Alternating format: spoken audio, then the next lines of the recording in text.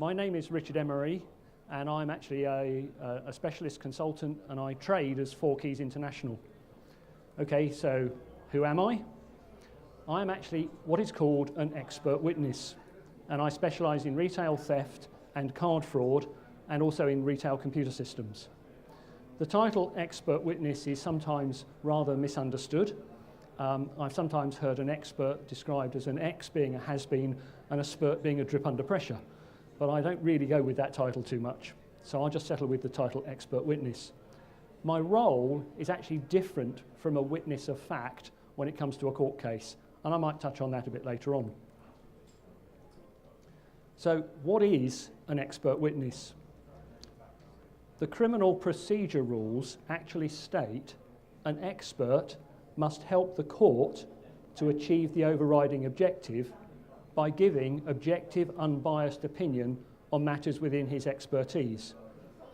We have seen a number of cases in both, particularly in the criminal courts, where people have tried to give opinion on matters that are not within their subject of expertise and have got into serious trouble.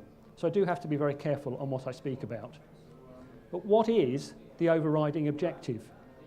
The overriding objective is listed as a whole series of topics about what the courts are trying to achieve. But one of those overriding objectives is convicting the guilty and acquitting the innocent. And that's what my focus is. That's what my professional role is to assist the court in achieving that objective.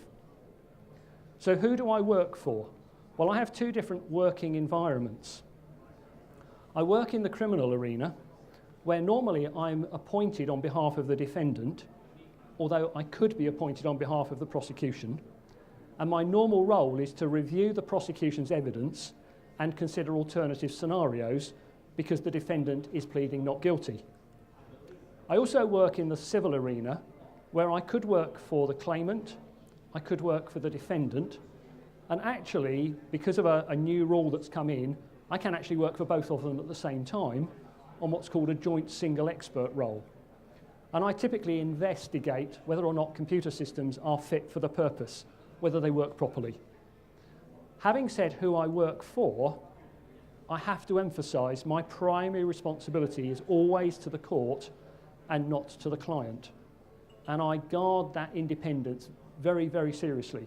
For me, it's so important that the reports I write are fair, objective, accurate, and genuinely assist the court. Okay, what I want to do this afternoon is to look at a series of case studies. Now, we're going to have to try and be fairly quick about this because I have a number to go through, and what I've done is I've identified in each case the allegation of the criminal activity, the investigation, what my findings were, and what I believe the lessons are that you people need to understand in terms of the criminal approach that you may need to take in cases of alleged theft and fraud. Okay, so then I want to finally end up with just a few notes on the prevention, detection and prosecution of criminal acts. Okay, our first case relates to fraudulent refunds. It took place in Newcastle, and the allegation was the defendant, a sales assistant, did 22 fraudulent refunds and took the cash from the cash drawer. So I'm sure that's something all of you have come across and seen numerous occasions. So what did I need to investigate? Key headings. First of all, was the stock missing? Was the cash in the drawer properly reconciled? And did the defendant record the transactions? So those are the 3 headings that I have for my investigation. So what do I find? Well, there is no certainty about till usage. This particular organisation did not have an effective way of making sure that people who signed on to the till were the people using the till. They, for some reason, had a situation where one person could sign on to the till, they could then walk away and somebody else could use it. So the transactions were not properly logged to a particular individual. There was also a problem about the accuracy of their inventory records. Now, there's a figure up there. They claimed that their inventory records were accurate to within 2%. Now, this is an environment where they've got colour, style, size, fit. It's ladies' fashion. And what they were claiming was they had done a stock audit sometime before the events. They did a stock audit afterwards, and they were accurate within 2% on each individual line item level. I took the figures apart. What I actually discovered was they had more stock than they expected on 40% of occasions, less stock than they expected on 42% of occasions, and only the correct level of stock on 18% of occasions. So their 2% was the difference between 40% too many and 42% too few. Of course, that immediately meant there was no way they could prove whether those items had come back into stock or not. They also had ineffective cash reconciliation because they had a bank of 5 tills at the back of the store, and at the end of the day, they took all the cash from all the tills, put it into one pile, and reconciled it against the total value recorded across the tills. That meant if you had an over or a short, you couldn't allocate it back to a different till. But I then discovered something even more significant. And this resulted in me writing to the finance director of the company and asking him if he could explain it. His answer was, no, he couldn't. What I discovered was their point of sale system didn't actually add up the amount of cash in the till correctly. So I had taken a day's transactions, I had checked the additions between cash, checks, credit cards and vouchers, and the total that the till said wasn't actually the total recorded on the transaction log. There was actually an error in their main computer system in calculating the values. And then the last thing I discovered was that there was inconsistencies in the witness statements of their prosecution witnesses. Now, for those of you that are not familiar with the criminal justice system, I think it's important that you understand that as an expert witness for the defence, I am entitled to read the witness statements of all of the prosecution witnesses. So they might know what they won't know what everybody else has said, but I will. And when I read the witness statement of the duty manager and the cash office manager, they told different stories. Not only did they tell different stories from each other, but actually neither of their stories aligned with what the electronic record of the transaction said was going on. I wonder if it was significant that the first time this case came to court, one of them accidentally went on holiday that week, so the court had to be adjourned. And 3 months later, when the court was reconvened, the other one was accidentally on holiday. An hour into the second trial, the prosecution presented no evidence. My report had always said that they couldn't prove that this person had done anything wrong. The case was thrown out. So here are some important, these are the findings. So what are the lessons? Well, I think the key lessons here, the first one comes up time and time again, accurate inventory records. If you don't know what you've got, you can't work out what's missing. Effective till usage records, proper cash accountability, and proper system testing and validation. So some really, I almost feel guilty at putting that slide up because everybody should be doing this. But not everybody is. And they're certainly not doing it to the standard required for criminal justice. Okay, so that was one version of fraudulent refunds where the sales assistant was actually not guilty and the case was just not even pursued through court. The second allegation related to a store manager. He authorised refunds to the value of £15,000, knowing or believing the goods had not been returned. So the investigation is going to be very similar. Was the stock missing? Was the cash reconciled? Was it the defendant who was authorising the transactions? So we have a very similar scenario, and it's repeated several times. Here we have a very different position. This was a shoe shop. And when I checked their inventory management records right the way down through style, colour, size and fit, their record of inventory management was so good that I could be confident that that 100 pairs of shoes that made up the £15,000 was, 140 pairs of shoes that made up the £15,000 was that stock was genuinely missing. The goods had definitely not come back. However, there was extremely poor till security. Now, we all know that if you want to do a no sale to open the cash drawer, you should sign on, you should go through a security protocol, the cash drawer opens. The cash drawer should never open without there being some record on the transaction log. That wasn't true in this environment. All you had to do was open the drawer under the till, take out the key that was attached to a piece of string, put the key in the front of the drawer, turn it, and the drawer would open for you. I'm sorry, I just did not believe that. But what was actually going on here, when I started to analyse it, was an abuse of the loyalty programme. There's an arrangement within this particular retailer where a customer would buy a pair of shoes, but once they had bought 5 pairs of shoes, they could collect the receipts for those 5 pairs of shoes and get a discount on the 6th pair.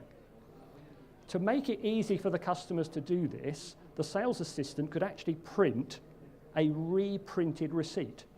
So one to go with the shoes and one to clip into the customer's loyalty card. So what was actually happening is the sales assistant was producing the original receipt, tearing it off and putting it to one side, printing a duplicate receipt, giving it to the customer. The sales assistant now has a valid receipt. And then what the sales assistants were doing is they were then claiming that the customer had bought the shoes back.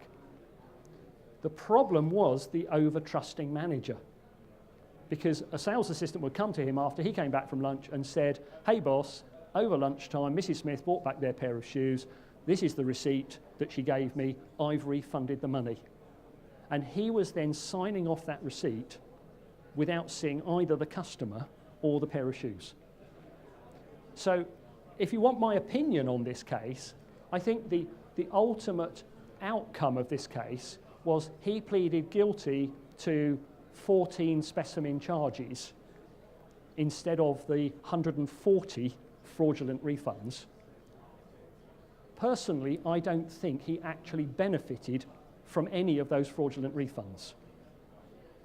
I think members of staff were benefiting, but he as the manager had the legal responsibility because he was signing off the documentation without making sure it was correct. So he was the cause of the loss to the retailer, but I don't think he was the beneficiary of the final result.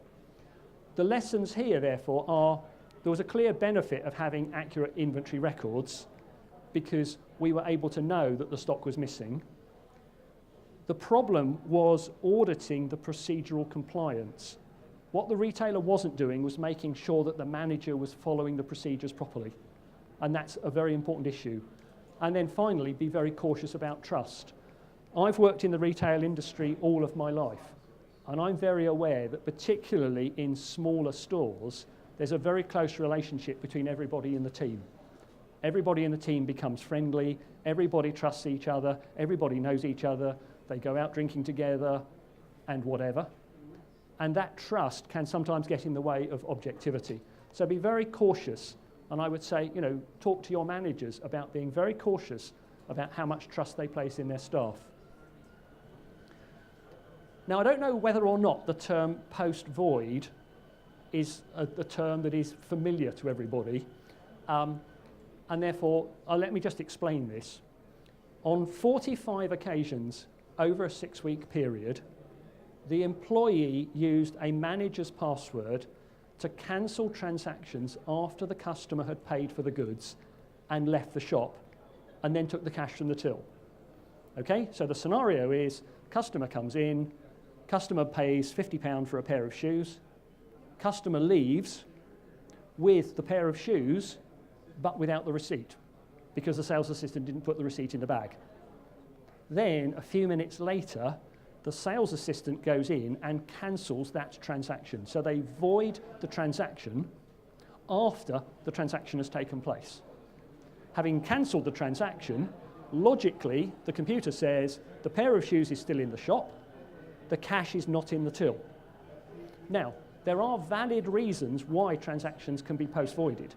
The most obvious being somebody comes in, they try to pay by credit card, the credit card is refused, that transaction has gone through the till, but has to be cancelled.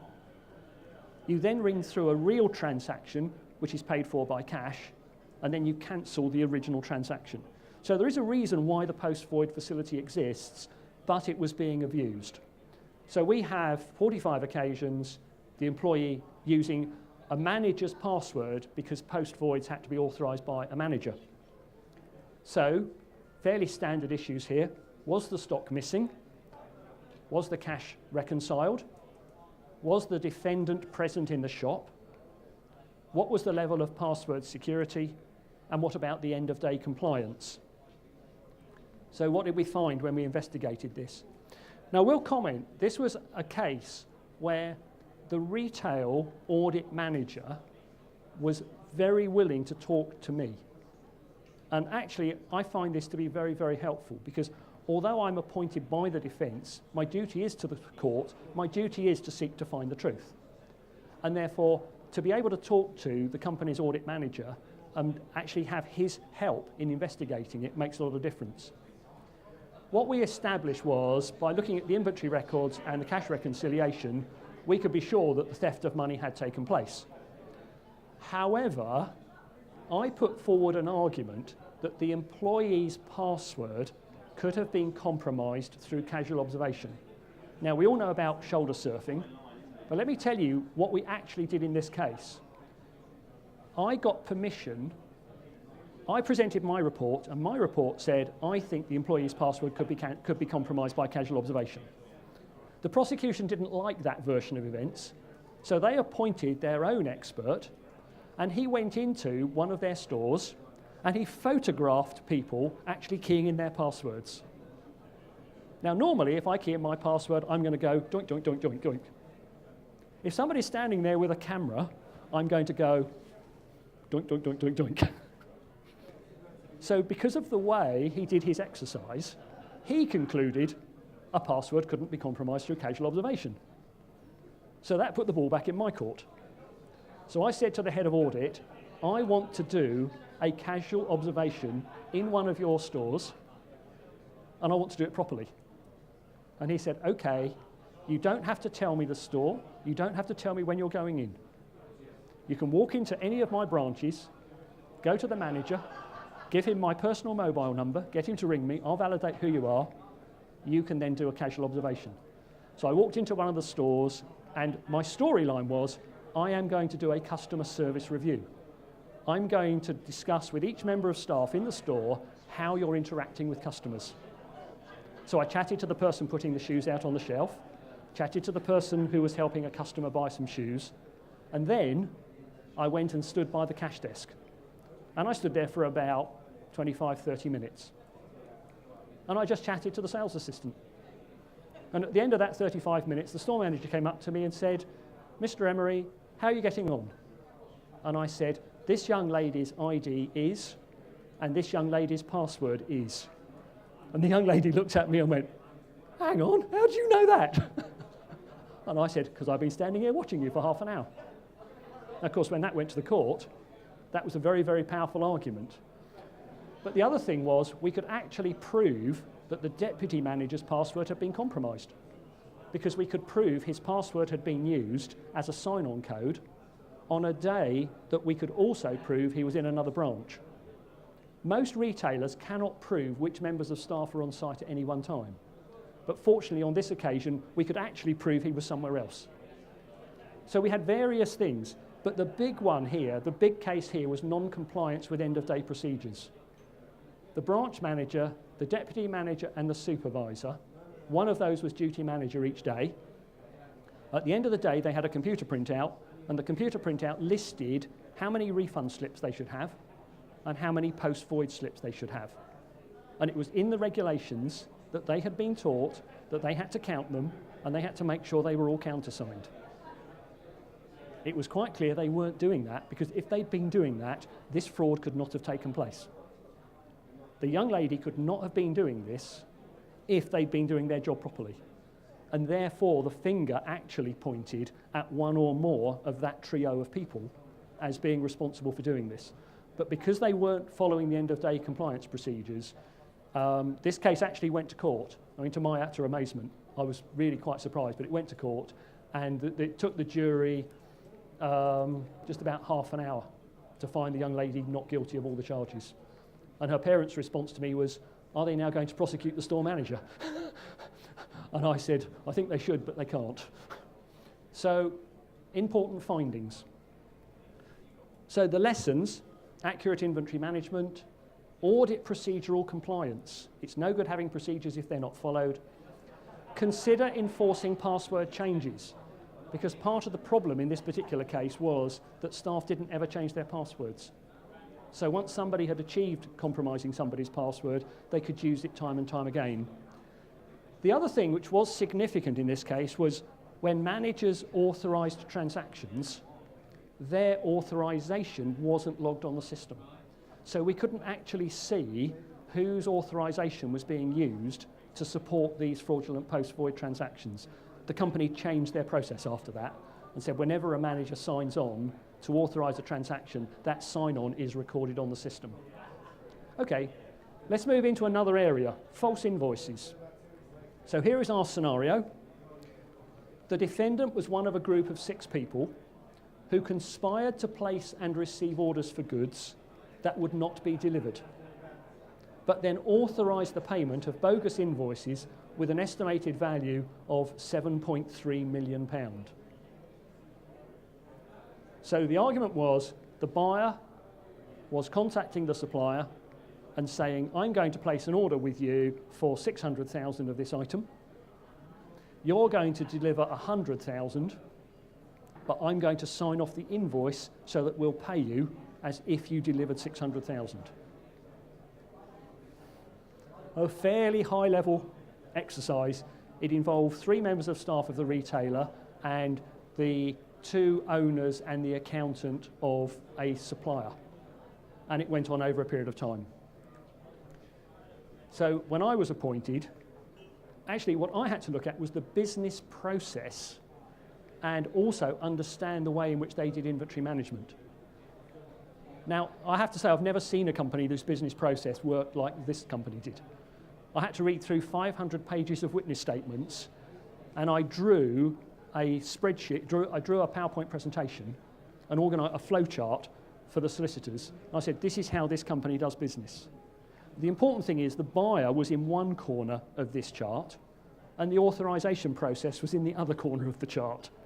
So how could they accuse him of authorising the invoices when as a buyer he actually had no control over that process? But what it did mean is the defence team understood the environment in which this was happening. But when we did that and we looked at the company's inventory management, what we discovered was the company knew what they were paying for and they knew what they were selling. They didn't know anything in between. They had so many different computer systems. Right, if I look at my findings, the business process was a mess, the inventory records were poor, and the prosecution didn't understand retail inventory management. In fact, in this particular case, the prosecution had an expert report, and I had to politely say that actually it didn't quite add up. Now, let me just do a little exercise with just 1 or 2 of you within the audience. I want you to imagine that you've gone shopping. Now, if I've asked you this before, right, you're not allowed to answer. Right? I want you to imagine you've gone shopping and you've bought some eggs. How many eggs did you buy? A couple of offers? You bought half a dozen eggs. You walked into the shop, you bought half a dozen eggs. How many did the retailer sell you? How many did the retailer sell? Yeah, you walked in there, you bought half a dozen. So how many do you think he sold you? He probably would have sold me 1 box. You, sir, are one person in 100 who answers the question that way. 99 people out of 100 believe that if the customer buys 6, the retailer must have sold them 6. And the whole point about my comment about making sure that you understand retail inventory management is that what happened in this particular case was, according to the prosecution, part of this fraud was the retailer ordered 600,000 of something and they only sold 100,000 of them, and therefore 500,000 of them were paid for without ever being delivered. The reality was they were an item that was sold in boxes of 6. So there weren't actually any missing. And that constituted £1.2 million out of the £7.3 million, and that was only one item line that was in a 150-page forensic report on this particular case. So, lessons, accurate inventory management. This company didn't know what was going on. Clear business processes. The number of witness statements I read that explained the business process differently was horrifying. Integrated computer systems. I lost count of how many different computer systems they had, but that was why they didn't know how much inventory they had, because the different systems didn't talk to each other, and a clear authorization procedure for how invoices were authorized. But finally, if you have to appoint experts, make sure they understand retailing. And I have to have due respect for forensic accountants, because my father was an accountant and my daughter-in-law is training to be an accountant. But actually, in my professional role as an expert witness, I've had some very unfortunate run-ins with forensic accountants who didn't understand retailing. And this morning we had a breakfast briefing, and the question was, what do you think the most important qualifications are for somebody who's in a profit protection or loss management role? And I would say, in the case of appointing an expert in a retail fraud case, it's more important that you appoint somebody who understands retailing than understand somebody who's an accountant. So that was the false invoices. The other area that we all face is fraudulent card usage. In this case, there is an allegation the defendant used a debit card that was lost or stolen to do 60 fraudulent cashback transactions in the same convenience store where they were a member of staff. So quite clearly, this card was living in the convenience store. The member of staff was accused of buying a bar of chocolate, doing a £50 cashback. Obviously, they weren't actually stealing the bar of chocolate. It was the £50 cashback that was the important bit. The store manager was getting letters saying, this card has been used again in your store. This was before chip and pin, right? It was before chip and pin, right? But it has some very, very important lessons. So the question was, had the fraudulent transactions taken place, and was the employee responsible for them? So my findings, because in this particular case, I thought, well, this is cut and dried because we've got CCTV. So quite clear, except that the CCTV was not time synchronized to the point of sale transaction log. I'm not sure if most people probably don't understand this, so just let me explain. If you have a situation like this where somebody is accused of 60 frauds, 60 thefts, the police don't charge them with all 60 and look for evidence of all 60. They'll say, we'll charge them with 8. If they're found guilty of 8, the other 52 are taken into consideration, TIC, for sentencing purposes. So defending the 8 is what's important. And this young lady was adamant she had not done the whole lot. The prosecution presented 4 CCTV clips. One of them was 15 minutes away from the EPOS transaction record. The second one was 15 minutes away from the transaction record. The third one was 15 minutes away from the transaction record. That's okay, isn't it? I mean, they're just not quite time synced. Except the fourth one was 45 minutes away from the transaction record. So the prosecution was saying, we've got these 4 clips of CCTV, we've got these 4 transaction records, and we're saying they match. Are you prepared to accept that they were matching links between CCTV and the transaction records? Now, just go back to the very beginning. Where is my duty? Is my duty to the defendant? Is my duty to the court? My duty is to the court. So I explained why it was still valid. Because it was plus 15 minutes, plus 15 minutes, plus 15 minutes. The clocks had gone back, and it's now minus 45 minutes. The till system automatically got its time clock changed from head office. Nobody bothered to make sure that the CCTV system had its time clock changed.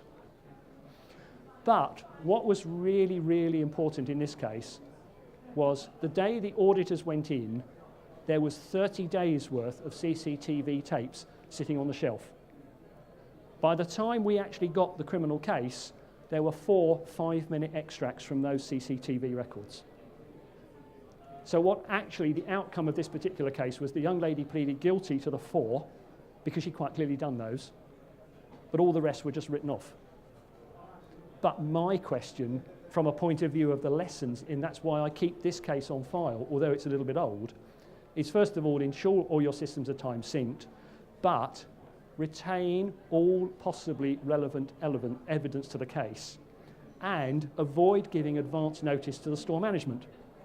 Because in my opinion, that debit card was living in the store manager's desk. And every time a member of staff said, I'm a bit short of cash, Bob, he said, I'll borrow that, take 50 quid out the till and give it back to me. Of course, if that's what was going on, when he knew the auditors were coming in, he went, grabbed the CCTV tapes, find 4 extracts that show that Flossie was the person doing it, she'll take the hit, and everybody else can walk away. But if we'd had all 30 days worth of CCTV, I dread to think how many members of staff, including the manager, would have actually been guilty of what was going on. Because I was sure that she didn't do them all. She did the 4, but I'm sure she didn't do them all. So don't give advance notice if you can possibly avoid it. Okay, different fraudulent card usage. Yes, the number is correct.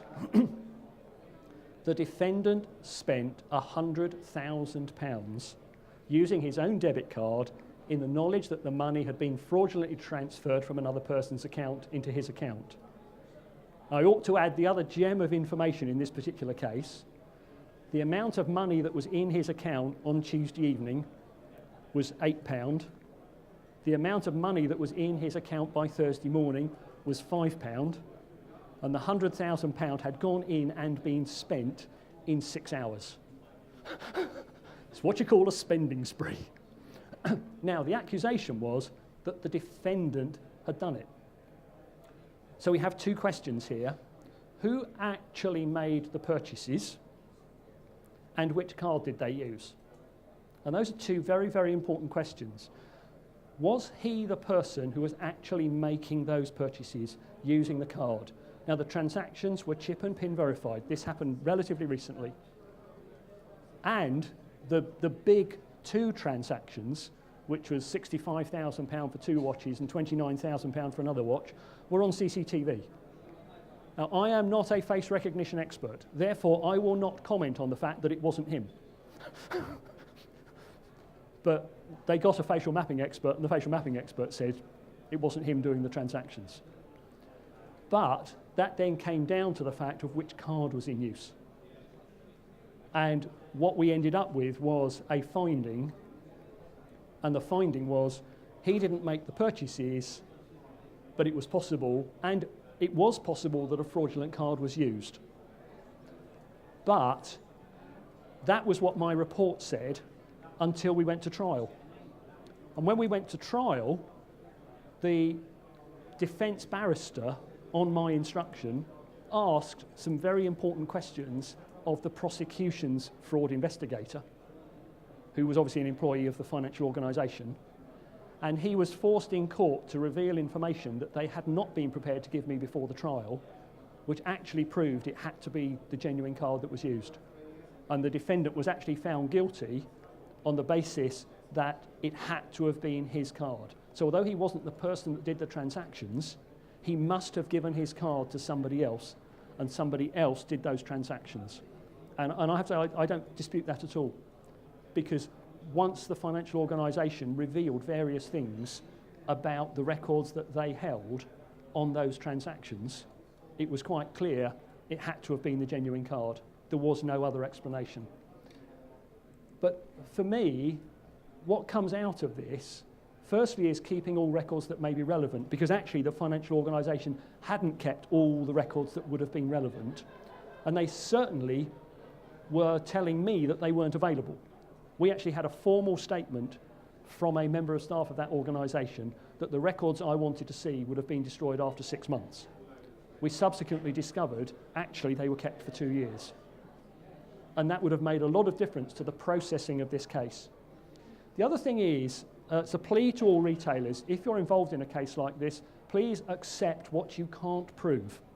If you can't prove something, drop it. The retailer, the financial organisation in this case, were eventually prepared to admit that it wasn't the defendant who actually did the transactions. It would have actually reduced the court case very significantly if they had been prepared to admit that in advance of the court case. Because we went into the court case with 2 issues. One was his identity, and the other was the issue of the card. It would have actually made life a lot easier if it had all been agreed in advance that it wasn't him. So accept what you can't prove and focus on what you can. and then be prepared to re-present the revised allegations to the defendant. See, what happened in this case was this young man was accused of doing £100,000 worth of fraudulent transactions. And he was sitting there saying, I didn't. If that had been taken away and he'd simply been represented with, you allowed somebody to use your card, we know you didn't do it, but you allowed somebody to use your card, and this is the evidence, I think he'd have pleaded guilty. And the interesting point about that is if he'd pleaded guilty before the trial, he'd have got a shorter sentence. And the taxpayers' money would have been saved because he wouldn't have had a 5-day trial. So, fraudulent card usage. Accepting cloned cards, the other side of the occasion, the owners of a convenience store accepted payments to the value of £100,000 knowing the debit cards being presented were cloned. There again, this is pre-chip and PIN, does have some important elements to it though. This went on for months and months and months. And what I had to look at was the company's cash flow, when the cloned cards were used, and whether or not it was possible for the store staff to identify cloned cards. What we actually had in this situation, the history of this case was, a group of fraudsters opened up a bank account and left it dormant for 2 years. During that time, they changed addresses several times, so the bank lost touch of who they were. They then set up a card cloning process where they would generate 6 copies of issue 1 of the card, pass them to different places in the country, and go on big spending sprees. After 2 days, those cards all got blocked. So they'd go to sleep for a little while. Then they'd wake up a couple of weeks later with issue 2 of the cards, and they'd do the same thing again. This one bank account ended up £2 million overdrawn. They estimate the total value of this group of transactions was something in the order of £20 million. But they were not making any progress with actually capturing who the ringleaders were. But they identified that this particular convenience store had a significant number of these cards being presented. So they actually accused the store owners, 2 brothers, of actually being part of the whole process. I had to keep reminding the prosecution barrister that it wasn't a real card that was being presented, it was a fraudulent card. And that what's contained on a mag stripe on the back of a card isn't necessarily the same as what's on the front of a card. So when we investigated this, I discovered that the prosecution expert didn't understand retail financial management, which is a little bit embarrassing because he didn't understand that a convenience store took a lot of cash and the cash didn't go into their bank account because they went down to a place called a cash and carry. And he hadn't grasped the fact that cash and carries mean convenience store owners walk in with bundles of cash and walk out with piles of new stock. So he'd done a financial analysis based on the bank account, which of course didn't reflect the true turnover of the business. We also concluded it wasn't possible to identify a well-made cloned card visually. But it's the last line of this which was the real killer at the end of the day. Beware, not all computer records are accurate. As part of the prosecution case, I was presented with a 150,000 line computer report from a financial organisation, who I will not name because I am being filmed. But I discovered that that report was inaccurate. Now, the way I can describe the inaccuracy is quite simply like this. Imagine you get your credit card statement and you look at all the values and you recognise them. But you look at all the retailers' names and they're all wrong. You would say that is not valid evidence of your transactions. We don't know how it had happened, but this 150,000 line transaction report from an organisation that this retailer dealt with financially actually listed all the values of the transactions, but all the beneficiaries of the transactions were wrong. So ultimately the case was thrown out because the prosecution evidence actually didn't stand up. And the prosecution expert knew, he just decided he didn't have to tell anybody. So accepting cloned cards, again, appoint experts who understand retailing, verify the accuracy of computer reports. Okay, so what can we learn? 3 topics very quickly: prevention, detection and prosecution. Prevention. You've seen these words already. Accurate inventory management. If you don't know what your inventory status is, you can't prove what's been missing. Accurate financial management. One of the things I'm very keen to discuss with retailers is the management and recording of passwords and the use of tokens Now, by tokens, I mean, if you go into a lot of hospitality industry, you'll find the staff have a little thing on a chain, and when they go up to the till, they push it on. That's their token. It's not used widely across the rest of the retail inventory, across the rest of retail systems. And I certainly think that for management authorization of special transactions, a token would be a very good way of doing it. I remember standing in a DIY store, and there again I won't name it, but I do know that it's not represented in the audience, and I was standing at the till, and while I was standing at the till, the person had to take off an item from a customer's transaction. So they yelled across to the customer service desk, "Hey Fred, what's your password? I need to actually take an item off my transaction." And Fred wrote his number on a piece of paper. It was passed down the line through the hands of every other cashier until it got to this particular cashier. He keyed it in, and then he screwed up the piece of paper and chucked it in the bin. Security? Who are you kidding? And then training in procedural compliance is the other area. I think it's so important that managers do fully understand their duty and their requirements. Okay, very quickly then, detection. Don't involve the store manager if you can avoid doing so until you've grabbed all the things that you think may be evidence. Audit the procedural compliance so that you make sure that all the things are being done right. And then, do any of you actually know what RRR stands for? Right? Because I think you all should, because it's an issue that comes up time and again in terms of criminal prosecution. It stands for retain, record, and reveal. And just as an important pointer on this, when you talk about reveal, if you as the retailer find you have some information which challenges the prosecution case or supports the defence case, you are obliged to reveal it to the defence. So it is designed to be an open book type of prosecution. And then finally, prosecution. Please focus on the real evidence.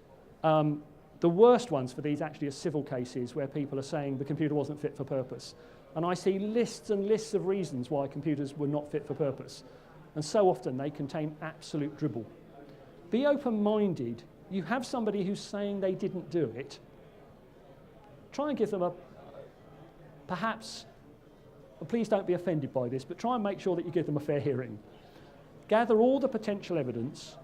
Be willing to concede if there are elements where really you do not have any proof. Ensure all the evidence adds value to the case. Now, I talked earlier about a footwear company where there'd been 140 fraudulent refunds. The prosecution went out and gathered witness statements from people who said, I went into this store, I bought this pair of shoes, I have still got them, they have not been bought back for a refund. I'm sorry, that's a complete waste of time, because my investigation showed that the stock was missing. We didn't need those witness statements. They were just noise level that was just getting in the way. And then please, perhaps this is a little marketing plug for me, consider external reviews. If you're in any doubt about the strength of the case, rather than leave it to an expert for the defence to take it apart when it comes to court, I think there is a case for saying, can we get somebody to come in, have a look at it, and consider whether or not the evidence does prove what we think it proves. So, that's all I have to say. I have a little thief, I have a little angel. I have somebody who hates their computer system, I have somebody who loves their computer system. But I thank you for your attendance and for your interest today. I think that's probably time run out, so if you have any questions, please do come and talk to me afterwards. I'll do my best to answer them. Thank you very much indeed.